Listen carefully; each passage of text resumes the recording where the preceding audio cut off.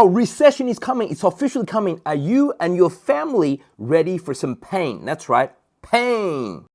There has been a lot of debate so far about whether a recession is coming or are we going to get a soft landing. But trust me, it is coming and it is not far away at all, because two major recession indicators that almost never miss have just both been triggered, right? There is no denying now that it is finally recession is coming. First of all, one we speak about a lot in my videos is the US 2-year to 10-year treasury yields, right? And it has just flipped positive. It's gone from negative to now flipping positive. Major signal. Now, just quickly, the US 2-year and 10-year treasury yields, they're meant to be in the positive territory because the 10-year yield is meant to be higher than the 2-year yield. But what's happened over the last 2 years is that it's gone the opposite way. 10-year is lower than 2-year yield, which is absolutely not normal, because you should make more yields, not less yields, when you lend money to somebody for longer. So over the last 100 years, whenever, right, this yield curve flips positive, right, goes from zero to flips positive, zero to flip positive, we see this gray area. That's a recession. That's a recorded recession, even since 1929. But what's significant about this one is that now it's flipped as deep as 1929, and it's taken as long as 1929 to flip back into positive.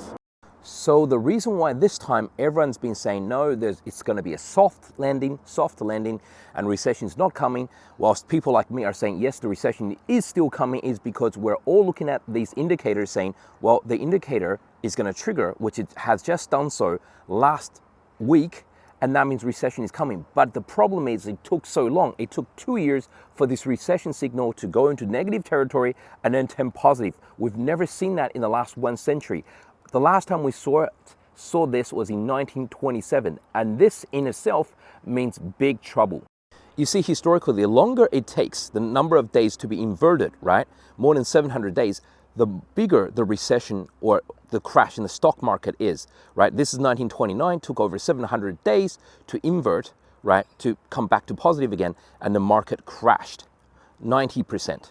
Of course, there's only been like about 10 or so recessions or even depressions in the last century or so, so it's not a large sample pool, statistically speaking, that we can look at, right? So bear that in mind. And another major indicator, right, that everyone looks at on Wall Street is called the Sahm Rule. The Sahm Rule, created by Claudia Sahm. Basically, they use unemployment rate, the rising unemployment rate, right, as a measure. And every time you see it when it triggers, right, it leads to this gray area, which is a documented, verifiable recession. And now we finally see Sahm's Rule ticking above again, making a move, right? Recession looks like it's coming. The Sahm Rule officially triggers when it is above 0.5, and now it is at 0.57, officially triggering the Sahm Rule of recession. However, the Fed is panicking right now about how recession is coming, right? Because both indicators, the Sahm Rule of recession and the US 2-year, 10-year yield inversion, have both triggered. These are all huge signals that recession is coming. So the Fed has to do something about it. Well, one thing is they're going to cut rates by 25 points, even possibly 50 points. Right? I hope they don't cut 50, because if they cut 50 points, it signals they're panicking. But the other thing they can do is make the data look good and, you know, tell people that there's nothing to panic about, that recession is not coming. And what they do is they get Claudia Sahm, the lady who created the Sahm Rule herself, the creator, to come out in the media and say, this time could be different. This time could be different. Do you hear what I'm saying? Get her, the creator of Sahm Rule herself, to say that her recession indicator is wrong this time. But it is not different this time, right? Chances are we have major 2 signals just kicked off, a recession signal. Chances are a recession is coming, and it's a big one, like we saw, kind of like 1929, possibly, right? Possibly. And it's just taken longer than before, because the yield curve inversion has taken longer than before, right, to turn positive. And that's actually a bad sign, because that means the coming recession could be real bad, right?